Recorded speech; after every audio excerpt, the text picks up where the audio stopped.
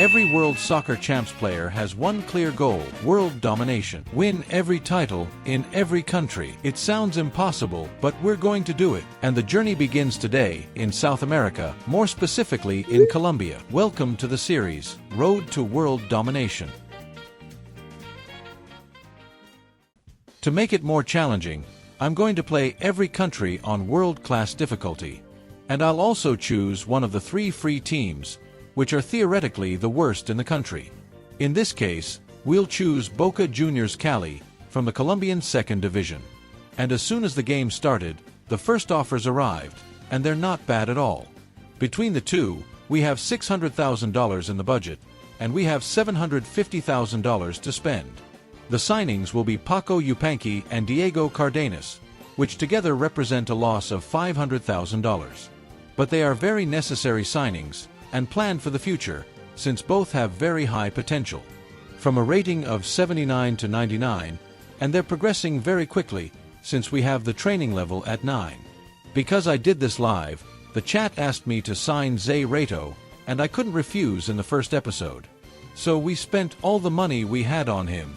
The best player in the game for the medium to long term. So now it's time to play, reach the end of the first season, and see what this team is capable of. After 30 tough matches, the team finishes in 12th place with 34 points. It's not a bad position for the first season, but for the management, this isn't enough, as they are extremely dissatisfied and decide to fire us. So our first attempt in this series is an absolute failure. This is going to be harder than it seemed. So for this second season, we're changing our strategy. We won't just accept the first offers. We'll also make money by selling players directly. This allows us to sign Johan Velez, a Colombian player with a potential rating of 67 to 87. We also repeat the 3 signings from the first attempt, and finally, we sign Martin Silva, a very experienced goalkeeper with a rating of 74.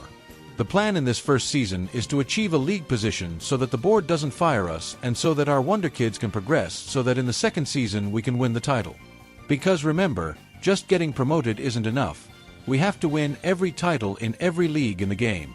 And after 30 matches, the team finishes in 11th place. Very similar to the first attempt. But for whatever reason, this result is acceptable to the board. I don't see much sense in them firing you for just one position, but we stay in the league and advance to Season 2. In this second season, our plan begins to bear fruit. An offer of $11 million arrives for Diego, and with all that money we'll sign Cavani, 72 rating, Mateo Antoni, and the Paraguayan Wilder Vieira, all with great potential. And watch out for this World Soccer Champs event. The son of a famous retired player joins my club. In this case, it's Octavio Tabares, 17 years old, with a 73 rating and a potential of up to 93. It's lucky this happened. So we simulate until the end of the season, and we win the league title. First title of the series crossed off. The Colombian 2nd Division is already in our trophy case, after winning it early, since there are still 2 match days left in the league, but we have a big lead. This is the team that has made history, but there's still more to do, so we move on to Season 3. And the plan is now like a snowball rolling downhill. An offer of $8 million arrives. That allows us to sign Mario Correa, with a potential rating of 90. Also Gaston Medican and Stuart Hamby, also with very high potential. And finally, the Brazilian Daniel Amorim, with a potential rating of 99. We have Brazilian Samba on the team. But the best offer yet arrives. The Premier League wants the Englishman Stuart, and obviously we're not going to stand in their way. But with $28 million in the bank, we are going to undertake a major rebuild.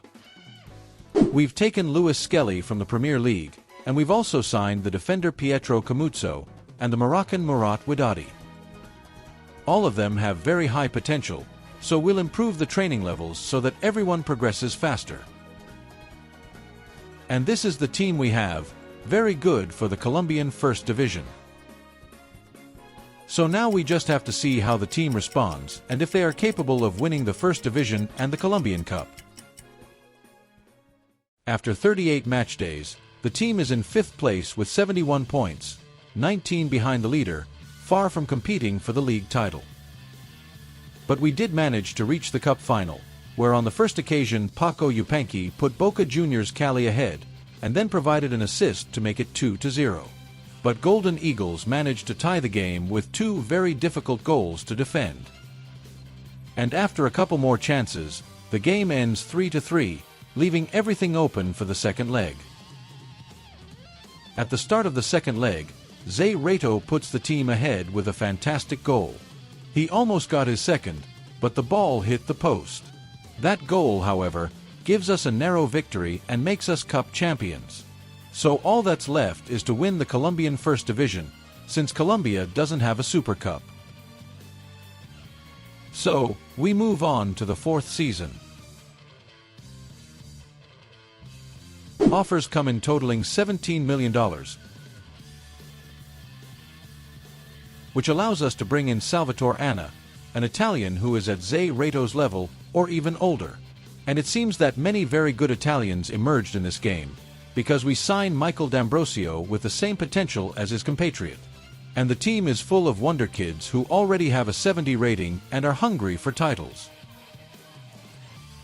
So we simulated the season until the end, and after 2 matches where we beat tough opponents 2-0 in both, we see that we're champions of the Colombian First Division. The team has been a rocket, racking up 89 points in 34 matches. With 4 games to spare, they've already won the league and could easily reach over 100 points. And if we look at the final stats, the work of the entire team is evident. Zé Reto finished as top scorer with 21 goals, Salvatore Anna as top assist provider, and Kaiser averaged 7 assists per game.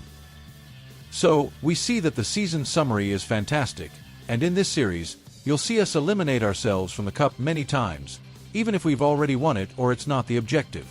We also eliminate ourselves from continental competitions because, with a very good starting 11 but few quality substitutes, we can't afford to play in more competitions than the main one we want to win.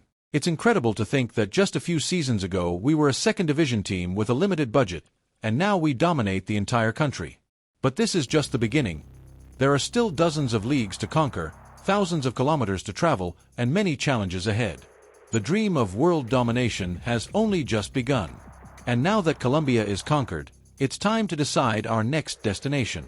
Do we go to Argentina to face the giants? Or perhaps to Brazil, where the level is incredibly high and the teams are insane? In the next episode, we'll begin a new challenge in another South American country. And I assure you it will be even more difficult than this one. So let me know in the comments which league you'd like to see me fight for the next title in. And if you want more, like and subscribe so you don't miss anything in this series.